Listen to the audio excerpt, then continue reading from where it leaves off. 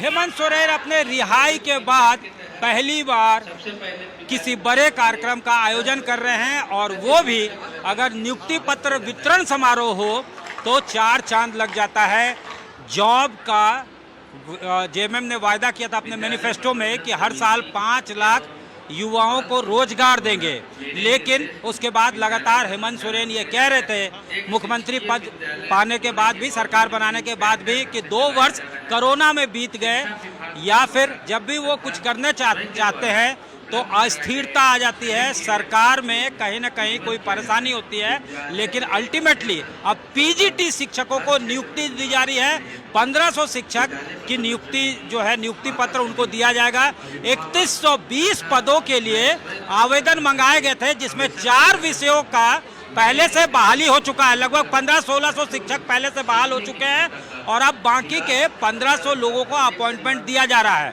उसी के लिए इस समारोह का आयोजन किया जा रहा है और जाहिर तौर पे एक बड़ा उपलब्धि के तौर पे इसे गिनवाया जाएगा, क्योंकि यहाँ पे विधानसभा चुनाव भी होने वाले हैं और नज़दीक है, जिसकी आहट जो है वो अब सुनाई देने लगी है। ऐसे में अगर अपॉइंटमेंट का इशू हो कि हमने अपॉइंटमेंट दिया है तो कहीं ना कहीं जनता से बेहतर तरीके से कनेक्ट किया जा सकेगा। ये शायद ये सरकार का विजडम है, ये सरकार सोचती है। इस वक्त खास तौर से यहाँ देखिए चेहरे जो है वो चमक रहे हैं। इन्होंने अच्छे से ड्रेसअप भी किया है। इनका अटायर आप देख सकते हैं, सूट में भी लोग पहुँचे हैं, वाइट शर्ट में पहुँचे हैं और अपॉइंटमेंट लेना है तो जाहिर तौर पे खास मौका इनके लिए। 1500 शिक्षकों की बहाली, लास्ट में ये नियुक्ति पत्र दिया जा रहा है। ये आवेदन जो है सितंबर में ही 2023 में मंगाया गया था, लेकिन किसी न किसी अगस्त में मंगाया गया था। उसके बाद लगातार किसी न किसी तरह का डिस्प्यूट होते रहा, ये मामला टलता रहा। कितना खुश हैं आप लोग और कितनी बड़ी उपलब्धि है ये? मेरे लिए बहुत बड़ी उपलब्धि है सर, और हमको बहुत खुशी है। इस विषय में मेरा नाम अनिकेत पीयूष है, मेरा इतिहास विभाग विषय में चयन हुआ है और मैं बहुत खुश हूँ। मैं अपने गुरुजनों, परिवारजनों को सबका धन्यवाद करता हूँ। मैं अभी तत्कालीन सरकार को का भी धन्यवाद करता हूँ, खासतौर पे मुख्यमंत्री श्री हेमंत सोरेन जी का। कौन कौन है? मेरे माँ, पिताजी, छोटी बहन और बड़े भाई हैं। रोजगार में वो मतलब कि प्राइवेट में जॉब करते हैं, दिहाड़ी वाले काम कर रहे हैं। सरकारी नौकरी लगा। घर का कैसा माहौल है बताइए? घर में बहुत सभी खुश हैं, सरकार से भी बहुत खुश हैं और घर में पहला जॉब जो है वो सरकारी मुझे प्राप्त हुई है, तो उससे भी बहुत शिक्षक की ना? जी, उससे बेहद खुश हैं घर में। और घर की उतनी अच्छी आर्थिक स्थिति नहीं रही है तो बहुत सभी खुश हैं। कि क्या करते थे? फादर हमारे मजदूर हैं, एक प्राइवेट कंपनी में ही मजदूर हैं, तो वहाँ से हम यहाँ तक आए हैं। तो सरकार ये जो एक सुनहरा मौका दिया, जिसमें कि एक प्रतियोगिता परीक्षा। माँ क्या कह रही है? सपने पूरे हो गए? लड़की वड़की देख रही है, खोज रही है? वो तो अब माँ ही बता पाएगी सर, ये तो मुझे नहीं अभी जानकारी मिली है, लेकिन बहुत खुश है। माँ भी खुश हैं, पिताजी भी बहुत खुश हैं, भाई बहन भी सब खुश हैं सर। अच्छा, ये लगातार जो है कंट्रोवर्सी बना हुआ था, ये जो एग्ज़ाम था कि एक ही कोचिंग सेंटर से कई लोग निकल गए और उसके बाद जो है लगातार जो है आंदोलन होने लगा। विपक्ष जो है आवाज़ उठा रही है, बीजेपी आवाज़ उठा रही है। इसके बावजूद अब अपॉइंटमेंट मिल रहा है, कितनी बड़ी आप लोगों को राहत मिल रही है? निश्चित तौर पर सर ये बहुत बड़ी राहत है, लेकिन हम लोगों को शुरू से ही विश्वास था कि इसमें कुछ में हुआ आपका। क्या सर? किस विषय में हुआ? गणित विषय में है। गणित विषय में मेरा हुआ है। हम लोगों को शुरू से ही विश्वास था कि कितना भी विरोध हो जाए, कुछ भी हो जाए, हम लोगों को नियुक्ति पत्र मिलेगी।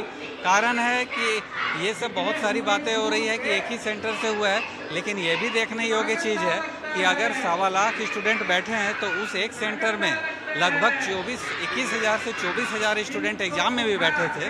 तो एग्ज़ाम में अगर ज़्यादा स्टूडेंट बैठे हैं तो वहाँ से सफलता का निश्चित तौर पर रेशियो भी ज़्यादा ही रहेगा।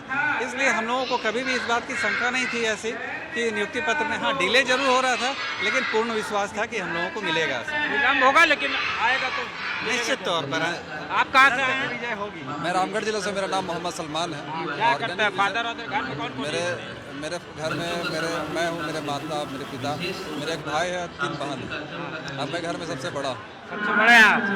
तो आप जिम्मेवारी उठाने का समय आ गया आपका? एकदम जिम्मेवारी उठाने का समय आ गया मेरा। मेरे फादर सिलाई का काम करते हैं, उसी समय। फादर क्या करते हैं? सिलाई का काम करते थे। सिलाई का? अच्छा, मतलब टेलर है? टेलर है।